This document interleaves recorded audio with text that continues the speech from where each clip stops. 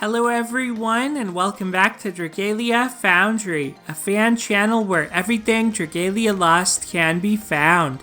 This video is going to be all about the game's penultimate summon showcase featuring new adventurers.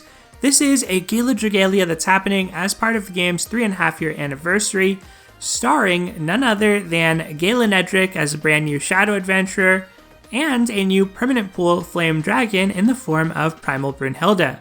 Now, I say it's the penultimate summon showcase featuring new adventurers because, sadly, in case you missed the news, Dragalia Lost is ending service at some point in the future, and we've been told that the showcase starting on March 31st is going to be the last one that features any sort of new adventurers. So it's been difficult to process this news. I've certainly appreciated all of your comments and all of your support on the video I made about the game's end of service. I think I'm holding up pretty well. I've still been logging in every day, enjoying my time with Dragalia Lost, and also branching out a little bit into some other games that have brought joy into my life too. Have been checking out that new Kirby game, that's super fun and lighthearted, and for a more strategic and serious game, Triangle Strategy has also absorbed some of my time. So I've been doing pretty well, all things considered. I can't complain, and I definitely appreciate all of the kind words that y'all shared on that last video. So I want to start off by saying this is going to be a little bit of a different Should You Summon video, because usually what I talk about is the gameplay benefits of these characters and whether or not that makes them worth spending your precious resources on. But I think ultimately at this point in the game, knowing that the end is coming after July, let's say, some point, whether that's a month after July, 2 months, or maybe all the way through the end of 2022, well, we know the end is in sight, and so I think at this point, your summoning decisions should more than ever just come down to your preferences and how much you want to spend time with and enjoy playing as these different characters. So we have Nedrick on this showcase and Primal Brunhilda. We don't yet know what's going to be on the next summon showcase, which will be the one that is the final one with new adventurers. And then maybe there will be some solid rerun showcases too in the following months that have characters you missed out on that you want to check out. So those are the main considerations I would have at this point. If Nedrick seems like he's going to be sweet to play and you like him as a character, you want to make a team with him and Gala Yuden and just go to town, then I wouldn't suggest holding back from that, because I feel like at this point, Dragalia Lost is just going to be about enjoying the memories you are able to create as the game winds down. So that's my take on this. I'm going to look at what's on the next summon showcase as well and try and make a decision on which of the two I want to summon on. But I may summon for Gala Nedrick at this point. I feel like I have very little to lose. And fortunately, there are some free summons happening that mean that you should at least be able to get a handful of summons in on this showcase, if nothing else. So let's start there. It doesn't seem like there's going to be a Dragalia Digest this time around, which sort of makes sense given the recent news, but there are a few posts in-game about what's coming as part of the 3.5-year anniversary. So the first one is this daily free tenfold summon event, and that's going to last from the 27th until the 6th. So it should cover Nedrick Showcase as well as the subsequent showcase, which will be the last showcase featuring new adventurers. So every day you can log in, get your free daily tenfold summon. That's definitely appreciated. You know, there are other updates still happening, even as we don't get any new characters after the 31st, but we are still getting updates like this one, in this case to these dragons who are going to get a 5th Unbind, are skill damage dragons plus Takumi Kazuchi. So maybe there will be some Mana Spiral updates in the future, but I'm not really holding out a lot of hope for that. I feel like they've kind of rounded out on Mana Spirals, and it just doesn't seem super likely to me. But there are a few things planned as part of the version update too, which let me just point this out, that are happening at a later date in April. So you never know. I mean, there could be a handful of things that still come to the game, but as I said earlier, we really are winding down. One thing that is happening pretty soon here that's worth saying is the social reward will be reset, which is going to be 2,500 extra Wormite that you can get on that first day of Nedrick's Showcase. So you can put that toward your 3.5-year anniversary summons. But then some of these later changes, like this one toward the end of April, or the one with the Trials of the Mighty schedule, the one towards the end of April with Kaleidoscape adding through floor 60, that's actually a new content release, effectively. So it's kind of cool to see that. The Trials of the Mighty one is just about the way they're staggered and making them available more permanently. But other than that, yeah, not a whole lot else happening. Of course, tomorrow is Primal Brunhilda's Trials release, so it's cool to see her summonable here too, and that'll be a fun trial to check out, and hopefully we'll get some more news tomorrow just as pertains to the 3.5-year anniversary and the event that's going to happen for it, because that'll probably be the final brand new event in Dragalia Lost, so hopefully that's a good one. Still no idea what that's actually going to be focused on, but there's a lot of red text this time around, so let's start talking about this showcase. Speaking of things that just make you happy, things you like to do, and that being my suggestion about whether or not you should summon, well, I still enjoy going through the character kits, the dragon abilities and skill, and just analyzing things. That's been a fun part of the past few years for me with Dragalia Lost. So I'm going to proceed as normal, talk about Gala Nedrick here, and talk about Primal Brunhilda. Even though I think, you shouldn't necessarily be summoning for those strategic reasons, just summon if you want to summon, quite frankly. But I still like talking about them, so that's what I'm going to do today. Alright, so as usual, it's a Gala showcase. We get that 6% appearance rate for 5 stars, but this time around, there's a lot more written here. So, Gala Nedrick is a Shadow Sword, he's featured, and so is Primal Brunhilda as a Flame Dragon. But it says, up top, the newly added 5-star adventurer Gala Nedrick and 5-star dragon Primal Brunhilda will also appear in a Gala Dragalia available from March 31st to April 6th, but they will not be featured in that showcase. So on that last showcase, apparently it's going to be a Gala Dragalia, and they're both going to be available but not featured. Primal Brunhilda will also appear in subsequent summon showcases, which is just alluding to the fact, or stating the fact, that she is part of the permanent summoning pool. The Dragalia Scratchathon that will be live at the same time will not include the new adventures and dragons added in this showcase. So there was no news post that I could see about the Scratchathon separately, so basically this tells us apparently there's going to be a Scratchathon as one of the things happening for the 3.5-year anniversary, so good to note that, I guess. And down here, Worm Sigils may only be redeemed in the Summon Showcase for which they're earned. Worm Sigils earned from this Gala Dragalia cannot be redeemed on the next Gala Dragalia.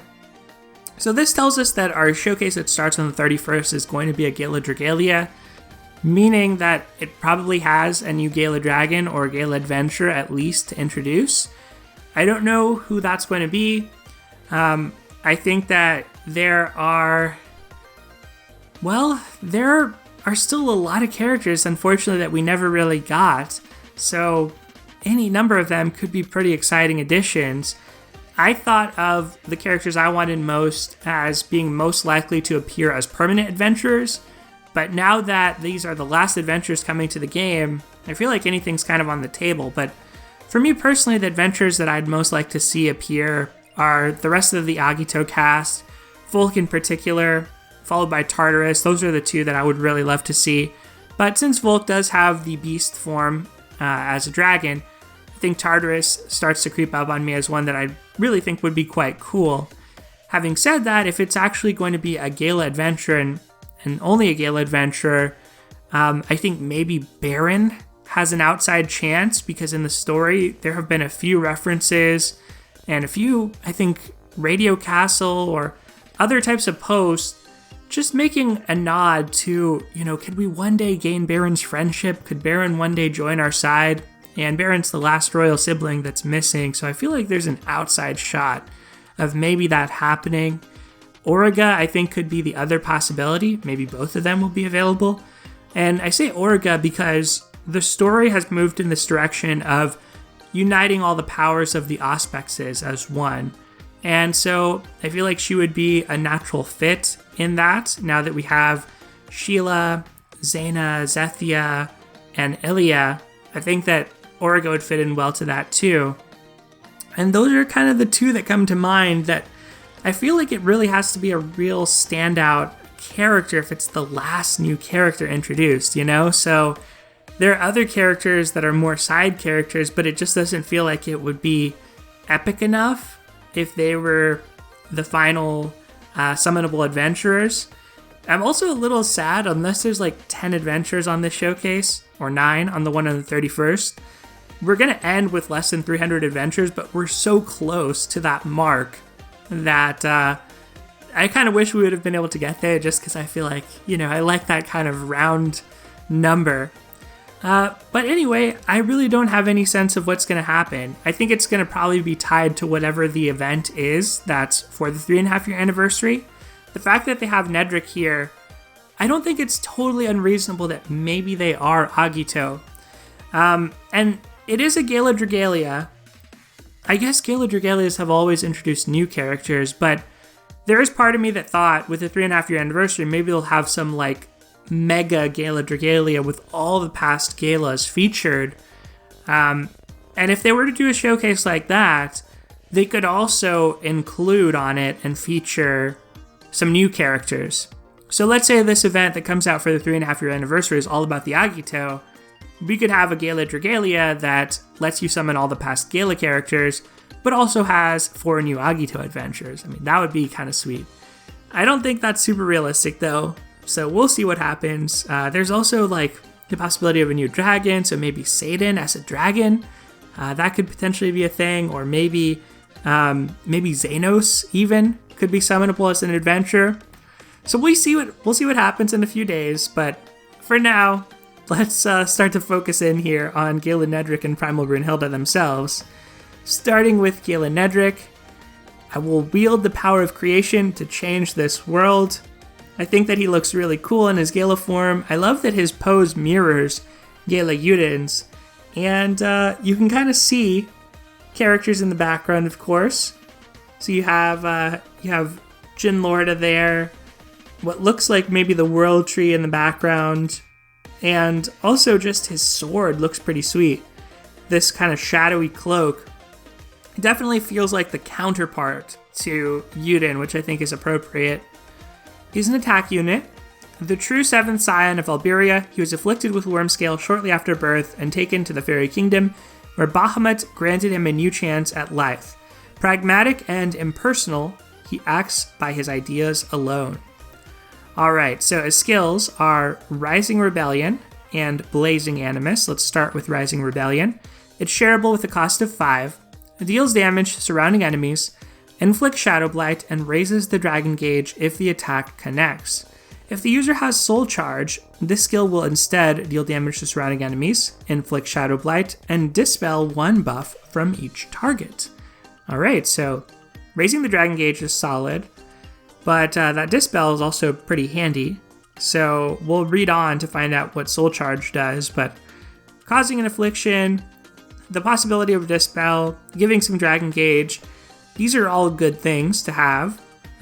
Our possible upcoming content, Legend Surtur, if that is still on the menu, would entail using Shadow Adventures in the first phase of that fight, and if the Legend difficulty is anything like the Master difficulty, being able to afflict Surtur is going to be important, as is going to be Dispel on Surtur. So having both of those things here is good, or bodes well for Nedrick. Blazing Animus. The skill gauge for this skill cannot be filled until the user has shapeshifted at least once. Interesting. Grants the user the Soul Charge level 3 effect. If the user has Soul Charge, this skill will instead deal damage to enemies directly ahead and foes near them, and grant the entire team a team critical damage amp, with a max level of 3, no less. So at first, it's only going to give you Soul Charge, but it has 1 skill energy required, so basically as soon as you shapeshift, you're going to essentially have Blazing Animus available automatically.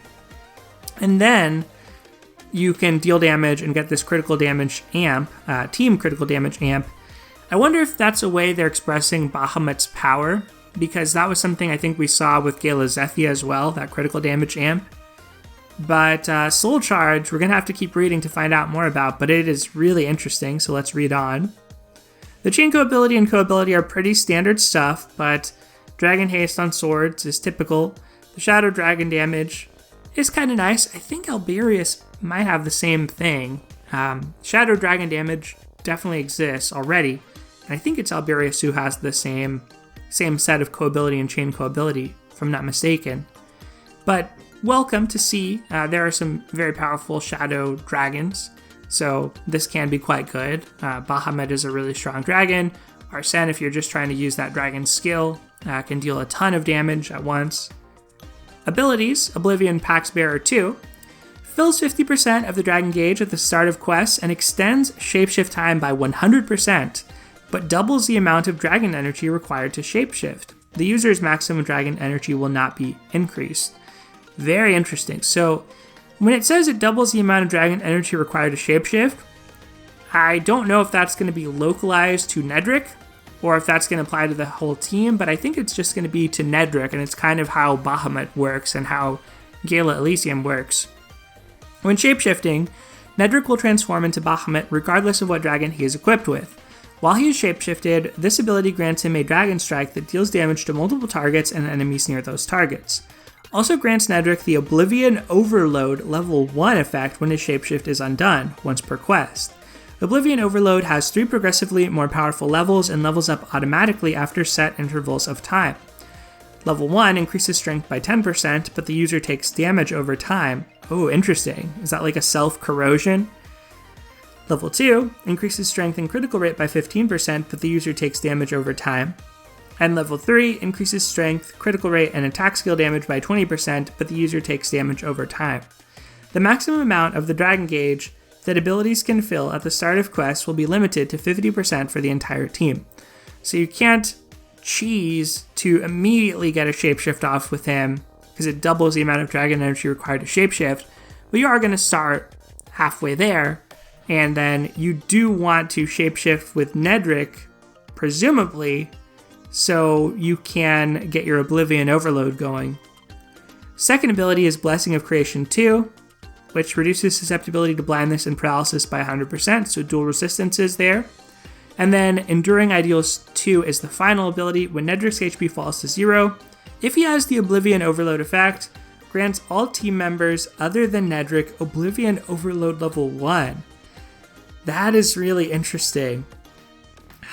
So it's kind of like, yeah, it kind of reminds me of like a plague type mechanic or something, in that it spreads from Nedrick. Like if he dies because Oblivion Overload took him out, that's going to spread to the rest of your team members, which is just kind of making them a ticking time bomb where they're very powerful, but then they also have this permanent damage over time. I wonder how much that is and the extent to which it can be mitigated with regeneration. So they don't explicitly mention how Soul Charge works here. They say it has positive effects but also negative effects, and you have to check out the special effects section and the help menu for details on the effects. So I have it pulled up here to the side, so let me read it instead of trying to navigate to it and find it. But it says, when an adventurer is granted the Soul Charge effect, their HP is completely restored, and their HP remains full for the duration of the effect. Soul Charge grants the user immunity to damage dealt over time by skills, buffs, debuffs, and afflictions, and it nullifies damage dealt by enemy attacks. However, when Soul Charge nullifies damage from an enemy attack that would deal damage greater than or equal to 20% of the user's maximum HP, Soul Charge's level is decreased by 1. Damage from some attacks cannot be nullified by Soul Charge. If Soul Charge's level is decreased when already at level 1, the effect is removed entirely and the user's HP is reduced to 0. Soul Charge will automatically level up by 1 for every 15 seconds that pass from the last time its level has decreased up to level 3. So basically, this Soul Charge, which is granted through Blazing Animus, it makes it so that instead of having a continuous HP, instead Nedrick has like a 3 hit count HP. And the hits have to be at least 20% of the user's maximum HP to actually tick the hit count down. So it keeps him at full HP, completely nullifies small damage, but if you take 3 big hits quickly enough, you're in trouble, basically. So it seems extremely powerful, but depending on the sequence of enemy attacks and the extent to which those can be avoided, you could also find yourself in a world of hurt. The soul charges restore themselves after 15 seconds after they're removed, but if you're facing a sequence of enemy attacks that happens rapid fire, you might not have that luxury of being able to restore yourself. Nevertheless, to me it seems really good, and if it does prevent damage over time as well, it basically seems to counteract that negative effect of Oblivion Overload. Unless you die, in which case Oblivion Overload is going to spread to your teammates because of Enduring Ideals, which is kind of interesting. So yeah, I think that's pretty strong. When I think about Surtur, we don't yet know what the Legend difficulty will look like, but on the Master difficulty, Surtur's generally doing attacks that can be dodged and avoided, so if you're careful, you'll probably be fine. There are some that are trickier to dodge than others. When it comes to the other Sinistro minion fight where you use Shadow Adventurer's Asura, I would say Divinity Slayer is the moment that could be the most precarious because there are a lot of AoEs on the ground. There's a lot of things being fired about the battlefield in purple lines, so you could accidentally get hit 3 times and die. So that might not be the safest moment. But it might also be a good time to shapeshift with Nedrick anyway, so maybe it would sort of work out if you just saved your shapeshift appropriately for the times where you think you'd be most likely to take a lot of hits of damage. But against earlier bosses like Kai Yan, I think that you're going to be able to manage this really pretty easily. So I think for Kai Yan, Nedrick looks to be quite strong. And then of course if you go back even further than that, and we're talking about Jupiter's Trial, it's completely trivial at this point, so not a big deal. I don't yet know if we're going to get Primal Jupiter's Trial, if that's actually in the works or not going to happen at this point with the game's end of service. I'm hoping it still happens. It would be fun to get to use Nedrick there, and we don't know anything yet about that fight, if it's even happening or not. So I can't speculate too much on whether Soul Charge would be effective, but I just like the design of Nedrick in that they incorporated some risk-reward mechanics. He feels like a villain in his design. They did this with the Agito dragons too, where there are genuine drawbacks to the power. There's a price of the power they bear, and it fits with him from a story standpoint, with him sacrificing sort of some of his life force and some of his energy. You see him weakened by taking on the Pact of Bahamut. It's not something an ordinary individual can do. And yet it grants him this incredible power to create and to destroy. So I really like how he was implemented here. I feel like this is a very solid design, a fitting design for Gala Nedrick. We'll see just how good he is. Alright, so now let's move on to Primal Brunhilda. Primal Brunhilda, gotta say, did not expect this is what she would look like necessarily. She looks a little bit more sinister than I was expecting in her primal form. I think that Primal Midgardsormr had kind of a wise appearance. I don't know, for lack of a better description. Maybe it's just his role in the story, the way he appears as kind of like a force ghost. But Primal Midgardsormr just had a different vibe to me. Primal Brunhilda here kind of reminds me of Mars. She looks like she's about to really deal some damage. And yet, her quote is, "I bring the awesome beauty of primal fire to you." So personality-wise, she really hasn't changed from the Mim that we know and love. The Flameworm Brunhilda, with her regained primal powers, cloaked in brilliant flame, she is fire incarnate and burns all who oppose her to ash. But her passion burns stronger still as she stands by her beloved on the battlefield. So they've kept that classic element to Mim here. If you're a huge Mim fan, maybe you're going to go for Primal Brunhilda just because you want to have her in your collection, and I totally understand that. Let's talk about her skill and abilities. Her skill is Awaken Blaze. It deals damage to enemies in the line and inflicts Burn and Scorch Rend.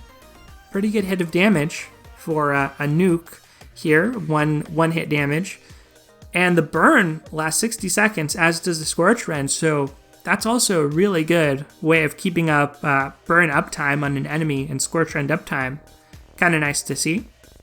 Her abilities, Flame Strength 100%, which is totally solid. That's really good. So if her other ability does anything great, she's going to be on a Gala power level for sure. Incinerating Ardor 2, fills 50% of the dragon gauge at the start of quests and extends shapeshift time by 100%, but doubles the amount of dragon energy required to shapeshift. Haha, so similar thing to Elysium and Bahamut. Also grants the user a Dragon Strike while shapeshifted as Primal Brunhilda. This Dragon Strike creates a zone that lasts for 7.5 seconds and deals damage to enemies inside it. When the user is in the zone, the depletion of their Dragon Gauge over time will be reduced by 75%, and their HP will be restored every 0.9 seconds. The user can only have one of these zones active at a time. Wow, that's fascinating. Okay. In addition, when one of the user's skills ends or is interrupted, the user will be granted the Heart of Flame effect. Heart of Flame has 2 progressively more powerful levels. Level 1 for 10 seconds increases skill damage by 10%. Level 2 for 5 seconds increases skill damage by 30% and increases the chances of Afflicting Burn or Scorch Run by 30%. The maximum amount of the Dragon Gauge that abilities can fill at the start of quests will be limited to 50% for the entire team. So that's the standard drawback text to dragons like this that have the double gauge, as it were. So this is interesting. This zone, I kind of have in mind like the Muspelheim or Grand X Muspelheim attacks that Brunhilda does in her existing High Dragon trial. Like maybe this will be a zone of flames and lava that you can stand in and it'll heal you and make it so you don't unshapeshift that quickly. But if enemies stand in it, they're going to get damage. I think that would be a pretty fun take on this. And you'll probably be able to stay a dragon quite a long time with this extra shapeshift time, 100%, and then reducing your dragon gauge depletion by 75%. So that's pretty interesting. That could be significant. Unfortunately, as far as pairing her with Gala Mim, I don't see anything here that would override Gala Mim's own shapeshifting text. Because it feels like Gala Mim should totally be able to transform into Primal Brunhilda, but based on the way Gala Mim is designed, I think she would only get to transform into regular Brunhilda, and then the second time into High Brunhilda, but not actually get to utilize this wonderful dragon transformation that Primal Brunhilda has. So that's a little unfortunate, but still, this looks like a very solid flame dragon that you could put onto just about any character on your back line of your team. Take advantage of that extra dragon gauge on a character that's wielding like Mars, use them as a battery to get further dragon gauge, and go to work shapeshift spamming as Flame is so capable of doing.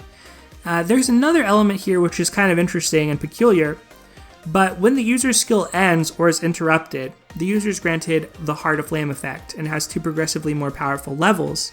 So what's intriguing about this to me is I think the interrupted part is a nod to Gala Mim and how if she's hit with something that would cause stun or sleep, she gets this little bonus. So I feel like intentionally getting interrupted is kind of a thing, but although you can just let the user's skills end also, so that's fine. Increasing skill damage by 10%, I guess that's going to be a visible buff, but probably not affected by Curse of Nihility, just based on these being recent additions to the banner, or to the game on this banner. And then 5 seconds skill damage plus 30%, increased chance of inflicting burn or scorch run by 30%. I'm a little unsure just how frequently you can really capitalize on this, because you only get the buff for 5 seconds after your skill ends, so you're going to need another skill available to really take advantage of the level 2 bonus. So yeah, I'm not sure, but she seems like a good dragon, probably going to be a really powerful dragon form. I'm excited to try her out. You know, Primal Midgard Stormer, that's content we don't have to speculate, it's already there, and we know we have it.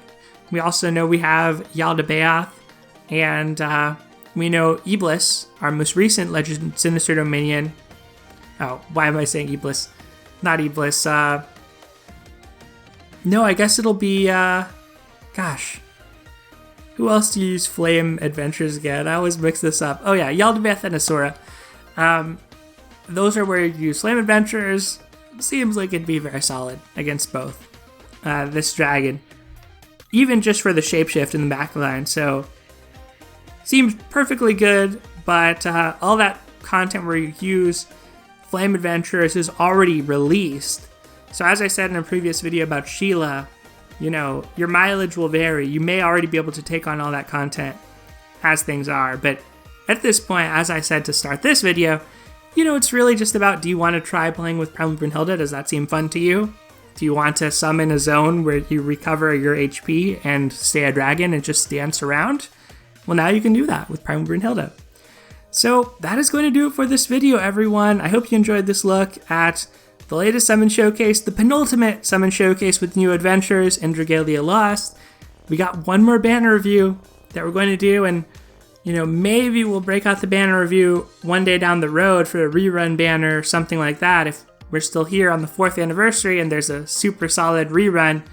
But I think this will probably be the second to last banner review as well on the channel. That is going to do it for today, everyone. Hope you're doing all right. Hope you're enjoying life. Things are going well as can be, all things considered. Take care, and I'll see you next time.